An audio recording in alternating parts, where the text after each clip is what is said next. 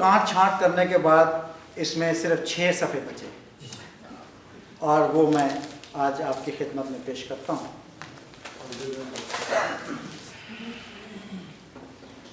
کوئی ایک لمحہ، کوئی ایک واقعہ، کوئی ایک شخص یا کوئی ایک کتاب نہ صرف زندگی کا راستہ بدل دیتی ہے بلکہ زندگی کے فیصلے بھی بدل دیا کرتی ہے۔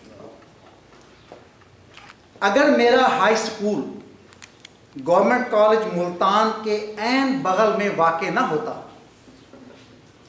اور اسکول اور کالج کے عین درمیان مسجد تعمیر نہ کی گئی ہوتی اور اسکول کی طرف سے ظہر کی نماز باجماعت پڑھنے کی سختی نہ ہوتی اور مسجد کے دروازے پر حاضری کی پابندی کا خوف نہ ہوتا اور نماز کے بعد رات کی تاریکی میں چمکتے ہوئے دانوں والی تسبیح پر 70,000 نیکیاں کمانے کی عادت نہ ہوتی اور امام مسجد کی غیر موجودگی میں ان کے مصلے کے نیچے چھپی ہوئی ڈاکٹر غلام جیلانی برق کی کتاب 2 اسلام اپنی قمیض کے اندر چھپا کر چوری نہ کر لاتا تو آج میں اس تقریب کا مہمان ہرگز نہ ہوتا۔ چوری کر تے بھن گھر رب دا اوس ٹھگاں دے ٹھگ نو ٹھگ۔ اور پھر نسیم حجازی کے ناولوں سے رخ قرۃ العین حیدر کے ناولوں کی طرف مڑ گیا۔ بات کرشن چندر، عصمت چغتائی اور منٹو تک جا پہنچی۔ غالب، فیض احمد فیض، علامہ نیاز فتح پوری، سید سبت حسن، علی عباس جلال پوری، منو بھائی، ڈاکٹر مبارک علی، ابراہیم جلیس، منہاج برنا، ارشاد راؤ، سرور سکھیرا کے علاوہ اپنے استاد محترم ڈاکٹر انوار احمد، چیئرمین ملتان یونیورسٹی، ایسے لوگوں کی شخصیتوں اور تحریروں کا پرتاؤ نہ ہوتا تو میں آج کسی دور افتادہ گاؤں کی نیم پختہ مسجد کا وہ پیش امام ہوتا جو نوجوان لڑکوں کو کتاب موت کا منظر اور جوان ہوتی لڑکیوں کو بہشتی زیور سے غسل واجب کے فضائل پڑھا رہا ہوتا۔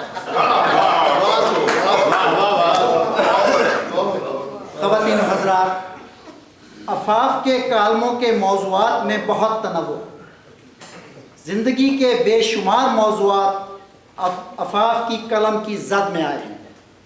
اخلاقی گراوٹ، مذہبی منافرت، سیاسی منافقت، عفاف کے قلم کی نب پوری شدت کے ساتھ داہنی پسلی میں کھپتی ہوئی جگر تک اثر کرتی ہوئی ٹیس پیدا کرتی ہے، اترتی ہوئی ٹیس پیدا کرتی ہے۔ میں نے احتیاطاً بائیں پسلی کا ذکر نہیں کیا کہ بائیں پسلی روایت کے مطابق اماں حوا کی جائے پیدائش ہے۔ عورت اور عورتوں سے متعلقہ معاملات پر عفاف کا قلم قتل عام سے بھی گریز نہیں کرتا اور مجھے زندہ واپس لوٹنا ہے۔ عفاف نے عورت کے پردے کی جس شکل کو اپنے کالم خدارا انسانیت پر تو رحم کر دیجئے پیش کیا ہے، میں اس کا چشمدید گواہ ہوں۔ میں دیہات کے جس کاشتکار گھرانے میں پیدا ہوا وہ جاگیریں نہ رکھنے کے باوجود بھی جاگیرداروں سے تعلقات کی بنیاد پر جاگیرداری سوچ کے حامل ضرور تھے، اور میں نے بچپن میں اپنی نانیوں اور دادیوں، اللہ خیر کرے میری نانیاں بھی ایک سے زیادہ تھیں اور دادیوں،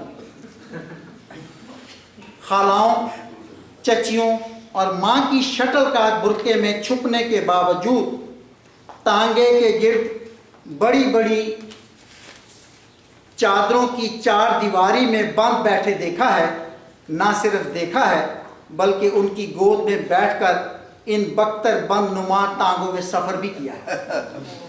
حلال و حرام کا فلسفہ کے عنوان سے عفاف لکھتی ہیں کہ مذہب بھی آج ہمارے ہاتھ میں پکڑی ربڑ کی مانند ہے جسے فقط اپنے ارد گرد لپیٹ کر خود تو دائرہ اسلام ہی میں رہتے ہیں اور دوسروں کو باہر نکالنے کی کوشش، ورنہ حلال و حرام کا فلسفہ فقط اشیاء خورد و نوشی نہیں بلکہ زندگی کے ہر مرحلے پر لاگو ہوتا ہے۔ ان کو خواتین و حضرات، اس حلال و حرام کا قصہ بھی سن لیجئے۔ ورجینیا کے جس شہر میں میں رہتا ہوں، وہاں ایک مسلم برادر جو خیر سے مشرق وسطیٰ کے کسی مالا مال ملک سے تعلق رکھتے تھے، 2 دہائیوں سے ایک کرائے کے مقام میں مقیم تھے۔ آمدن بھی معقول تھی۔ انہیں کئی بار پورک سے بنے ہوئے ہاٹ ڈاگ کھاتے بھی دیکھا گیا۔ لوگوں نے سمجھا کہ شاید مذہبی اعتبار سے غالب کی طرح آدھے مسلمان بھی نہیں ہیں۔ ایک دن کسی مہربان نے انہیں مکان خریدنے کا مشورہ دیا۔ جھٹ سے بولے کہ ہمارے شیخ فرماتے ہیں کہ اسلام میں چونکہ سود حرام ہے اس لیے مکان نہیں خریدنا۔ ان کے شیخ سے مجھے ایک اور شیخ الاسلام یاد آ گئے جن کی سچائیوں اور عالم رویا کے تذکروں سے ویڈیوز بھرے پڑے۔ خواتین و حضرات، آفاق اظہر آئینہ ہاتھ میں لیے انسان کی انفرادی کھوج میں درباری کلچر اور غیر فطری معاشرے میں تبلیغ کے شائقین سے التماس کرتی نظر آتی ہیں۔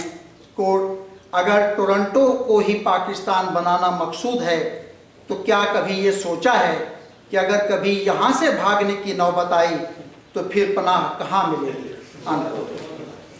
خواتین و حضرات، بات اگر گھریلو تشدد اور ہمارے رویوں کی ہو، فرقہ واریت کی لعنت کی ہو، سلگتے حقائق کی ہو، یا آج کے یزیدیوں کا تذکرہ ہو، آفاق اپنے قلم کا علم بلند کرنے میں پہل کرتی نظر آتی ہیں۔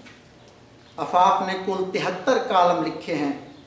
کتاب کے نگران طباعت نے فہرست مضامین میں 75 مضامین کی فہرست دی ہے۔